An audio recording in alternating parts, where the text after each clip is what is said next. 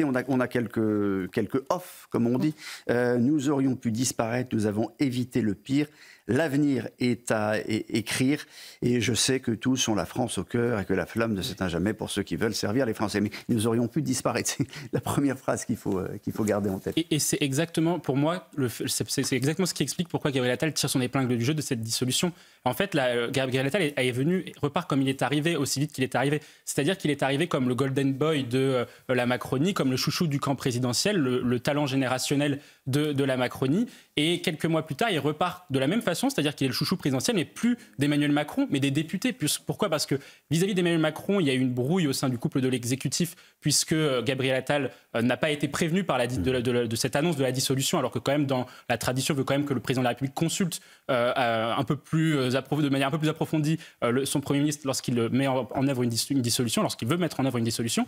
Et puis le deuxième élément, c'est que la stratégie sur la campagne législative, entre la ligne portée par Gabriel Attal et celle portée par Emmanuel Macron, ont été différentes. Gabriel Attal a dit il faut se désister partout au profit du nouveau Front populaire, alors que le président de la République, comme les ténors de la droite de la Macronie, était plutôt sur une ligne ni LFI ni Rassemblement national. Or, la ligne de Gabriel Attal, c'est ce qui a permis de sauver les postes au sein de l'Assemblée nationale pour la Macronie, puisqu'elle était, je le rappelle, donnée au premier tour à 70 sièges contre 170 aujourd'hui. La suite se joue à l'Assemblée. Jeudi, alors, ouverture de la session parlementaire, oui. C'est ça. Distribution des postes ou non-distribution des présidences de commission et élection du président du perchoir, président de l'Assemblée. L'usage, la tradition, on va y revenir, veut que les postes soient distribués en fonction des suffrages obtenus des élections, mais c'est un usage. Et là, il va y avoir en réalité un cordon sanitaire anti-RN. Peut-être qu'on va voir d'abord ce que dit...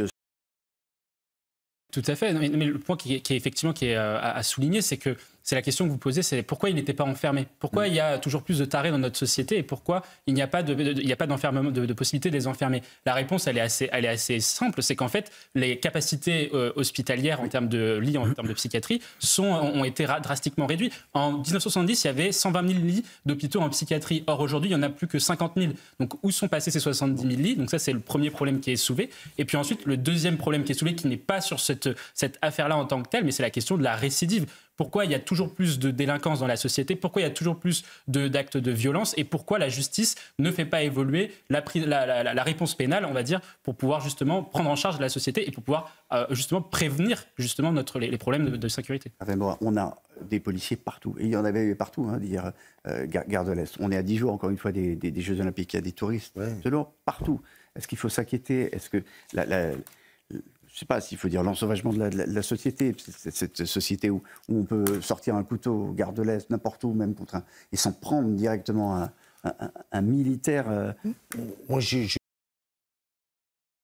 on ne sait pas si on va pouvoir la distribuer jusqu'à la fin de l'année. Les soins ne sont plus remboursés. On perd d'ailleurs les médecins qui quittent le territoire. Donc on a un ophtalmo qui reste en Nouvelle-Calédonie. Et s'il part, on va devoir aller consulter en Australie. Donc on est clairement aujourd'hui dans un pays du tiers-monde. On est dans un pays du tiers-monde. La Nouvelle-Calédonie, c'est la France. La Nouvelle-Calédonie et les Outre-mer concentrent de manière XXL tous les problèmes français. Et je vais juste illustrer avec un chiffre, c'est que l'État français, comme vous l'avez dit, met sous perfusion les Outre-mer depuis des années. 47% des dépenses de l'État aujourd'hui sont des dépenses sociales et justement on privilégie le social au détriment des dépenses sur les sujets régaliens. C'est pour ça que dès qu'un Outre-mer s'embrasse, c'est tout de suite les forces de l'ordre venues de métropole. On se souvient en Guadeloupe, c'était lors des émeutes d'octobre 2023, je crois, c'était le RAID qui avait été envoyé, il me semble. Là, on a envoyé le GIGN, etc. parce que justement les investissements sur le régalien dans les Outre-mer sont très faibles. La difficulté que va avoir ensuite, et pourtant, et on investit dans le social, et pourtant il y a toujours autant de pauvres. C'est-à-dire que 30% de la population dans les Outre-mer est pauvre. Donc ce paradoxe-là, c'est un paradoxe qui existe aussi en France. On privilégie le social au régalien, en France métropolitaine, pardon, et les Outre-mer sont XXL. La difficulté qu'il va y avoir, notamment sur la Nouvelle-Calédonie, c'est que s'il y a toujours autant de pauvres et s'il y a toujours des investissements publics qui ne fonctionnent pas, les Néo-Calédoniens, notamment historiques, chercheront l'indépendance toujours plus et la Nouvelle-Calédonie risque de passer sous pavillon chinois alors que nous avons besoin de la Nouvelle-Calédonie dans notre stratégie pour l'Indo-Pacifique. Hervé Morin, juste un mot là-dessus parce que c'est une loupe qu'on met la Nouvelle-Calédonie pour c'est quelque chose, un modèle réduit de ce qui pourrait arriver. À la représentativité et même à la France. Je pense que c'est du grain à moudre pour le Rassemblement national. Vous disiez en même temps que les Français s'en moquent. Bien sûr, les Français s'en moquent de ces débats de répartition des postes, etc. La réalité, par contre, ce qu'ils ressentent, c'est qu'effectivement, il y a 10 millions de gens qui se sentent lésés sur les élections législatives qui ont passé, et qui se sentent lésés sur les élections européennes, et ça, il faudra l'entendre. Le point qui est quand même assez important, qui me paraît important, c'est que l'article 32 sur la présidence de l'Assemblée nationale, le vote de la présidence nationale, est à bulletin secret. Donc c'est-à-dire qu'en fait, les députés ne sont pas tenus de respecter les consignes, les combinaisons d'appareils, etc. Ce qui nous fait dire, nous, qu'on est en train de passer d'un régime de la 5e République, où justement on devait avoir une présidence de l'Assemblée nationale qui devait avoir la même couleur politique que le Premier ministre, quelque chose qui permettait d'avoir ce qu'on appelle le fait majoritaire. C'est quoi la couleur politique exactement qui est sortie de... Non mais justement, exactement. Et là on arrive justement sur la 4e République, c'est-à-dire qu'en fait on a une tripartition durable, c'est-à-dire que vous pouvez faire revoter les Français autant de fois qu'il le faut aux législatives, vous allez vous retrouver à peu près à la même composition d'élection si la gauche et les macronistes font toujours la même tambouille. On écoute simplement Jordan Bardella qui était interrogé sur LCI il y a quelques minutes. Les électeurs du Rassemblement national, on en parle comme si c'était un virus, on parle de cordon sanitaire. Ce ne sont pas des électeurs de seconde zone. Ce ne sont pas des citoyens de seconde zone. Et moi, je souhaite que le règlement intérieur de l'Assemblée nationale, que les principes même de la démocratie française, Je ne sais pas qui pourrait, ne pourrait pas, qui aurait les faveurs des uns, des autres. Là. On n'a pas mis Yael Braun-Pivet, mais elle fait partie des favoris. Yael Braun-Pivet est candidate. C'est la gauche. Vous avez là les 4 candidats. Vous avez bien remarqué. Voilà, c'est les candidats de gauche. Vous avez là les 4 candidats du nouveau Front populaire, donc c'est déjà qu'ils ne sont pas d'accord sur lequel il faut pousser.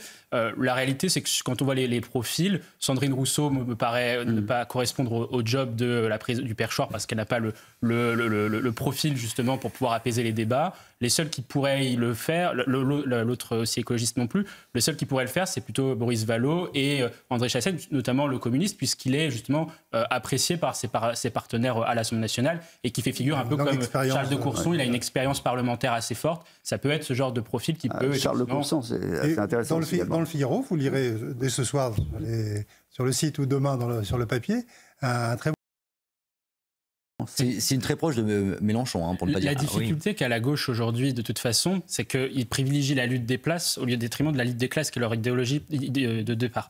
La réalité, c'est qu'en fait, celle-ci, elle est électorale. C'est qu'en fait, il y a un déclin électoral à gauche, tout simplement. En 2012, François Hollande fait 45% en gros, la gauche pèse 40 à 45% des Français. Or, aujourd'hui, toutes les voix de gauche, que ce soit dans toutes les élections, c'est-à-dire les présidentielles, les législatives, les européennes, ils font 30% au maximum des Français. Donc, la gauche est minoritaire dans le pays, dans l'opinion publique. Et surtout, et c'est ça qui est le plus important, au niveau des élections législatives, où on est sur 577 circonscriptions, donc 577 élections. C'est-à-dire que vous avez, en fait, dans un certain nombre de circonscriptions, notamment les circonscriptions rurales, la gauche, toutes les voix de gauche, quelles qu'elles soient, ne fait que 20-25% grand maximum, et donc arrive dans une tripartition troisième, et donc est obligé de se... Juste sur les propos de Sophia Chikiro, je voulais qu'on écoute Boris Vallaud. Tout ça, c'est des vieilles méthodes. C'est des vieilles façons de faire. Mais c'est extrêmement violent.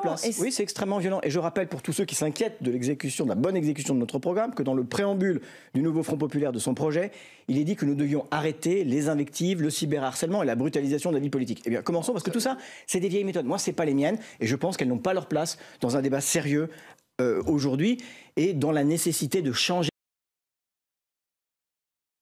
Cette gauche PS en disant, vous voyez, aux électeurs, eux, de toute façon, ce qui les intéresse, c'est préparer 2027. Donc c'est de dire aux électeurs de gauche, vous voyez, la seule vraie gauche qui vous incarne, c'est nous. Les autres, ils vous trahissent dès qu'ils peuvent. C'est là-dessus qu'ils sont extrêmement durs. C'est tout à fait normal, puisqu'en fait, les socialistes, les communistes et les écologistes sont tous élus sur les voies de la France insoumise et sur la ligne de Jean-Luc Mélenchon, c'est-à-dire la ligne de la gauche radicale, puisque quand vous regardez les différentes circonscriptions où la gauche arrive très nettement en tête, c'est les circonscriptions dans les quartiers populaires, et c'est cette ligne-là qui fait foi et qui fait justement voter les gens. C'est-à-dire que c'est ce que disait Jean-Luc Mélenchon après le premier tour, il a dit la chose suivante, le nom de Jean-Luc Mélenchon fait ouvrir des portes dans les quartiers populaire. Or, le nom de François Hollande, de Olivier Faure, etc., on fait fermer. Donc forcément, dès lors que vous avez ce problème-là, la gauche de gouvernement n'a plus d'électeurs. d'électeurs. Olivier Faure le sait. Et Olivier Faure le sait, et il le dit d'ailleurs en off, la gauche n'a plus d'électeurs, et donc de fait, les sociodémocrates sont obligés de devoir pactiser avec la France Insoumise. C'est pour ça que, par rapport à ce que vous disiez, moi je pense que la France Insoumise n'est pas une minorité dans la minorité. Au contraire, c'est elle qui porte, par le poids politique qu'elle a, l'alliance de gauche. Elle porte et elle veut imposer. Manon Aubry. Nous fixons un cap clair, qui est celui du programme du nouveau Front populaire. Les macronistes, on les a sortis par... ministres qui ont été élus au Parlement du coup, aux dernières élections législatives. Donc ce seront eux qui resteront et qui du coup géreront les affaires courantes, géreront les affaires de l'État. Moi j'avais compris que les 17 quittaient pour se mettre à la tâche au Parlement. Au contraire, la question du gouvernement démissionnaire, c'est une question qui va être véritablement inscrite dans la tradition républicaine. C'est-à-dire que le président de la République a fait ce choix-là pour deux raisons, me semble-t-il.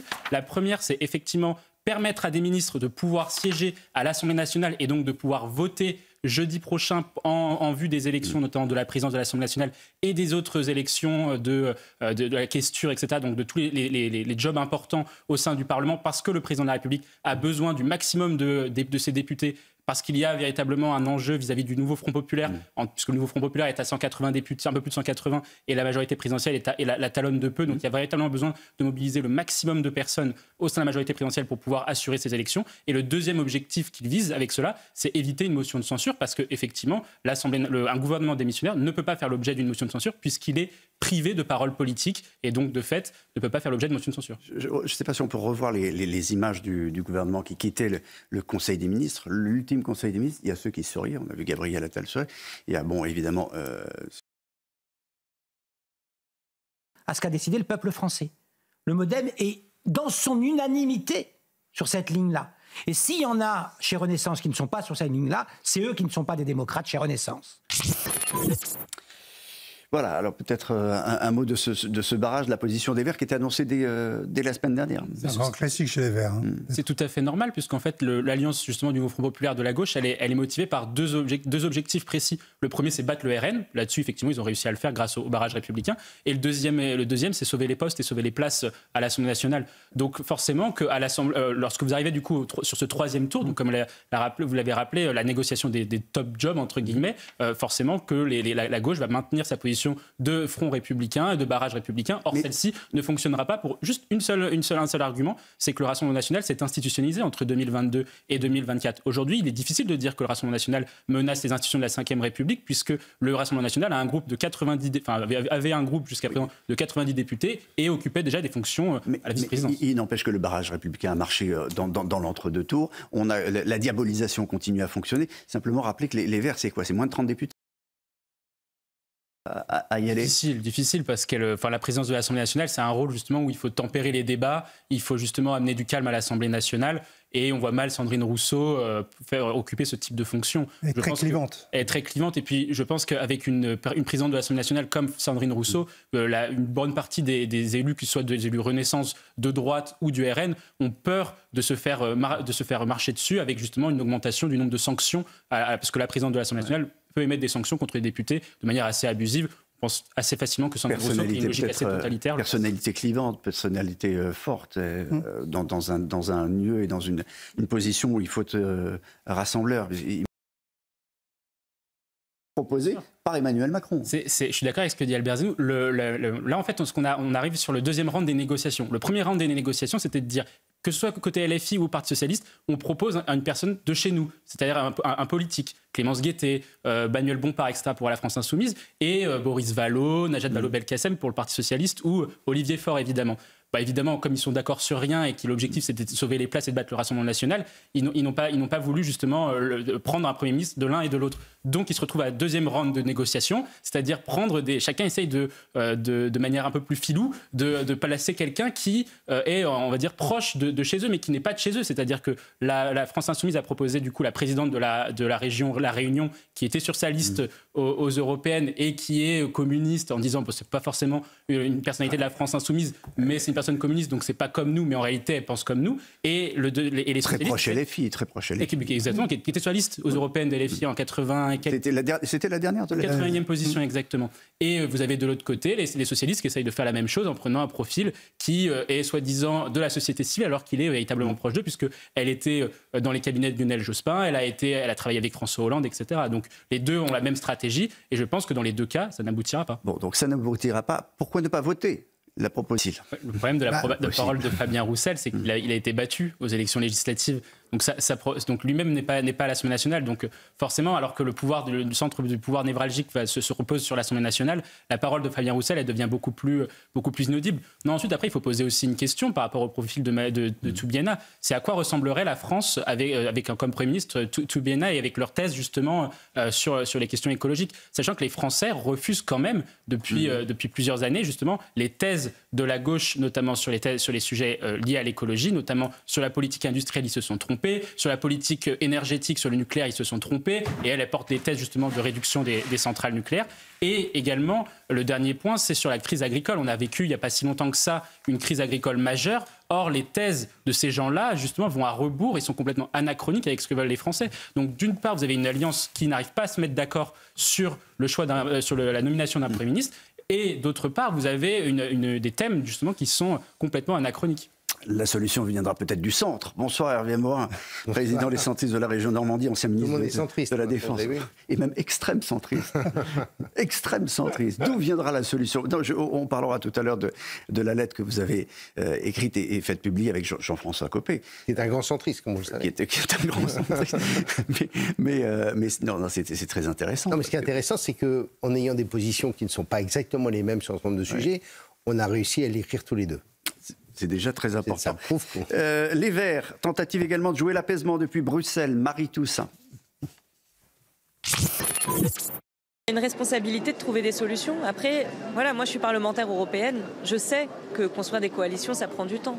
On a toujours envie que ça arrive vite, parce qu'évidemment, ça pose un grand nombre de problèmes quand il n'y a pas de gouvernement. L'ont emporté, c'est-à-dire le groupe est au même niveau qu'il ne l'était en 2020, enfin qu'il ne l'était à la suite des élections législatives en 2022. Donc ça, c'est quand même un point qui est positif, dans la mesure où en plus le socle, on va dire, électoral des Républicains s'est considérablement affaibli entre ce qu'il était sous Nicolas Sarkozy, 33%, jusqu'à Valérie Pécresse, un peu moins de 5%. Donc ça, c'est un point qui est positif. Et puis ensuite, après, l'objectif, c'est justement de pouvoir attirer des électeurs qui viennent d'horizons divers, puisque comme le parti était devenu un peu plus, avait beaucoup moins d'électeurs et donc de fait parlait à certaines catégories sociales, notamment les retraités, il y avait le discours était moins universel, on va dire, en termes de projets politiques. Là, aujourd'hui, avec une refondation politique, vous êtes en capacité, éventuellement, du côté des Républicains, de pouvoir à la fois parler aux électeurs de Marine Le Pen et à la fois parler aux électeurs d'Emmanuel Macron. Même M. Darmanin a dit que c'est intéressant, qu'il faut regarder du...